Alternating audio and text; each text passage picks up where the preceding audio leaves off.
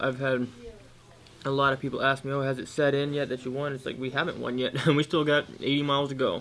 It's not over till it's over. That's way too fresh in my mind to forget about. But, you know, in all the 40-some years of the Iditarod, how many times did that happen? Prior to that, whoever left White Mountain first, pretty much, I think always, reached Nome first. So the odds are in my favor. I would not trade dog teams or positions with anybody right now, clearly.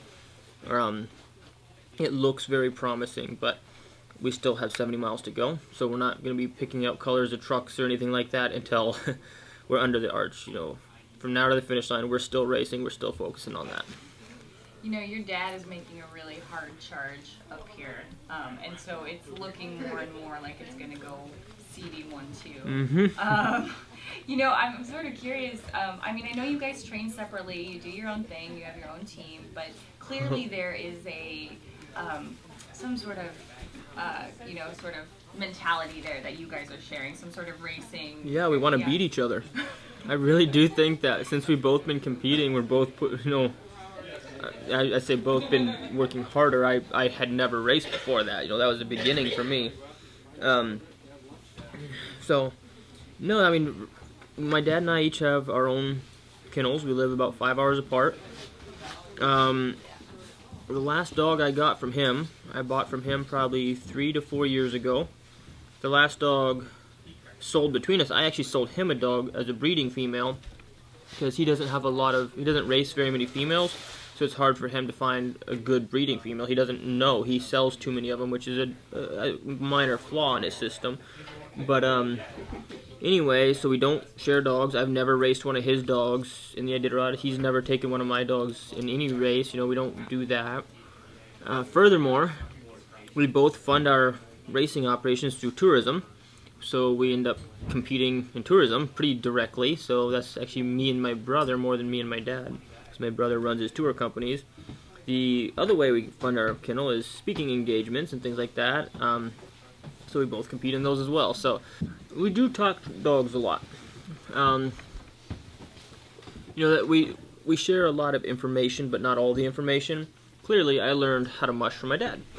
That's the philosophy of mushing that I grew up with. Now, I've adapted it a lot to fit me. I've seen things from a third-person perspective watching him train that I think are inefficient or incorrect. But my dad kind of was in a groove. That's how he did it. He had success in 2004, and he was in a groove, but it wasn't really working. He was finishing 6th to 9th. So when I bought a group of dogs from him and came in 30 minutes behind him with a team that he thought would be 24 hours behind him, and then, you know, after that, I think he's only beat me once since then. Clearly, it has made him reassess his training. So in the last 5 years, it's been really neat. My dad's dogs have been better most of those races. My dogs were dogs that I bought from him. Obviously, he had already decided not to race them, and I bought them elsewhere. And so in those last 5 years, my dogs have been steadily getting much, much better. We're raising puppies, and you know, the program's really working. So the quality of my dogs is raising fast. At the same time, my dad is kind of adjusting his training, and he has some of the greatest dogs out there. If I didn't grow up with him doing this, I mean, obviously, I would not be able to race like I do without my dad. You know, both the things I learned how to do well from him and how not to do it, you know, when we were growing up. We made a lot of mistakes, and I benefited from a lot of his mistakes because it was his kennel and he was footing the bill, and he screwed up a lot of races really badly. And we were so involved that we got those benefits, and so by the time I started racing, I already knew a lot of things not to do and felt like we had seen it firsthand. When it comes to running the numbers and talking philosophy on it, it's good to have somebody to bounce that stuff off of. And that's something my dad and I do quite a bit too. And I'll talk to Danny or Tyrell, and if nothing else, it's somebody to argue with, and it makes you think about different aspects and make sure you have it right.